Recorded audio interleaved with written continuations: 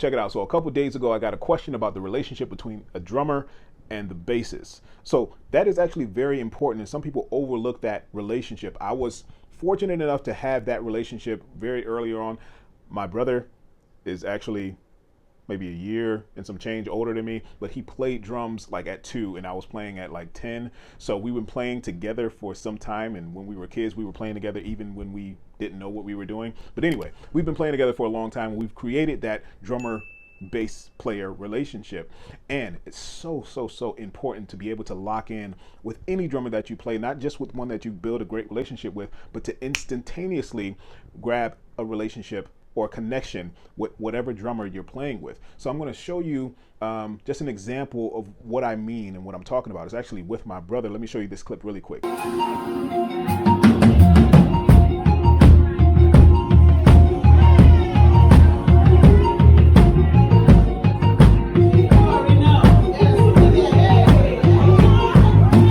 So we happen to be playing live in this example, and a funny story before I move further, we were in rehearsal trying to figure out what we should do as far as a bass line and a drum beat.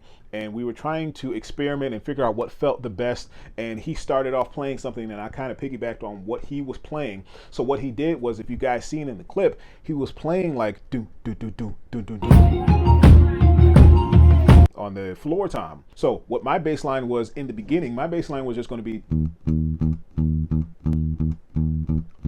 just kind of rocking it, swinging it. 1, 2, 3, 4, 1, 2, 3, 4, 1, 2, 3, 4, 1. So what I decided to do was flip it, and I heard and I saw what he was doing. Do do do do do do do do do do. So I said, let me piggyback off of that, even though that wasn't a bad bass line.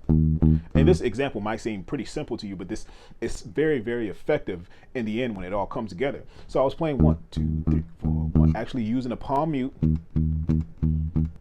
If you don't know what that is, we did lessons on that, tons of lessons on that, whole course on that palm muting technique.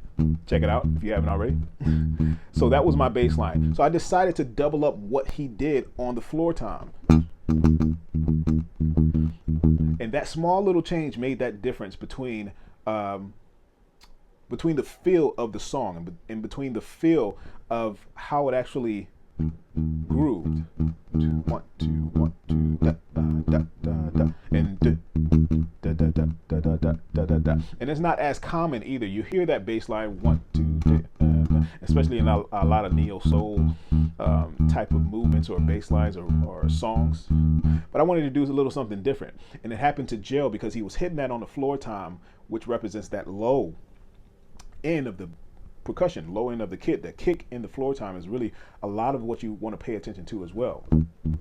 So I just doubled what he did. 1, 2, 3, 2,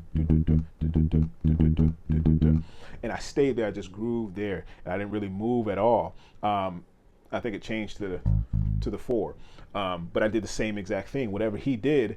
And then when he moved, if you saw it too, if you moved, I don't know if I might show this, I'm not sure. But when he moved onto the snare or to a different drum beat, I switched up my bass line just a little bit, because if I were to keep doing that, it would have clashed with what he was doing, because he switched from not doing that. Okay, so that was just a small, very small example of what I mean, and the small intricate details that you can pay attention to raise or heighten or enhance that bass line. That can be just as simple as one note. Just changing the rhythm, being able to read the drummer. Just because he's my brother doesn't mean that I'm going to know him instantaneously, that I know exactly what he wants to do, what he wants me to do, or what's going to feel great. That's just with any drummer. You have to feel them out, right? You have to see, you have to pay attention to the snare, the hi-hat, the whole entire drum kit, really.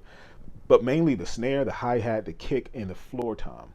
Okay, that's what I really pay attention to when I'm playing with a drummer, and especially if he's either swinging it. There's a lot of components that you have to worry about as well. If he's swinging the beat, if he's playing, a lot on the hi-hat, if he's playing like 16th notes or something like that on the hi-hat, depending what his snare is doing, if he's playing on the off or one snare per measure, you know what I mean? If he's playing the kick, or especially the kick, please pay attention to the kick. If he's hitting the kick in a certain rhythm, most times you want to match that kick.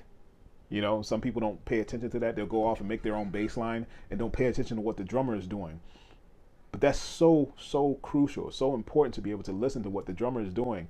And if the drummer is kind of off a little bit too, you have to, kind of communicate to make sure, okay, is this the kick is this the beat that you're going to do? Is this the rhythm that you're going to do with your foot? Let me hear it. Is it going to be consistent? Let me hear that as well. And if he comes on and off of the groove or the beat, you bring him back in. If this is the groove that we're going to be doing, let's lock it in. Let's do it. Okay, so that's your job as well, not to just follow him, but to be able to reel in if somebody's not on point. I'm trying to figure out the better way to say this, but yeah, you have to set an example just as well as trying to see the examples around you in the band.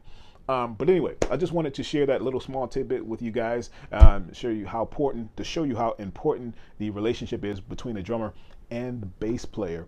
Use caution, use your better judgment, and also just be friendly with all the band members, period, in the band, and mainly that you and that drummer, you gotta lock in, right?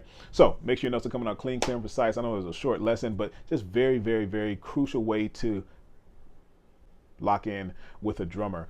That's just one way. I'm going to be showing you tons more ways to be able to do that, not just with one note, but with creating more and more bass lines. But that can be just a simple way to do it too. But anyway, make sure your notes are coming out clean, clear, and precise, and I'll see you guys in the next one. Peace.